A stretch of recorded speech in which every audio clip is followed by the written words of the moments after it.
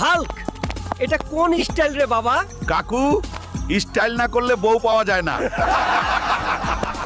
ডিডা, এটা কি ধরনের কাজ? তুমি আমার স্টাইল চুরি করেছো। চল রে হাল্ক, পাশের বাড়িতে দাওয়াত দিছে, আজ বাড়িতে রান্না হবে না। ঠিক আছে দিদা, চলো খেয়ে আসি।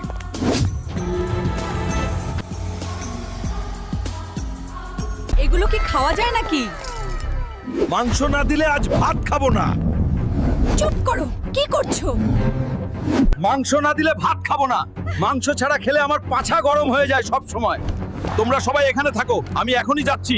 বড় দেখে আরেকটা গরু ধরে আনছি, তারপর সবাই বসে পাছা ঠান্ডা করে মাংস দিয়ে ভাত খাবো। হাল্ক আবার শুরু করলো রে। এখানে তো বড় বড় গরু থাকে, এখন তো হালার পুত কাউকেই দেখতাছি না।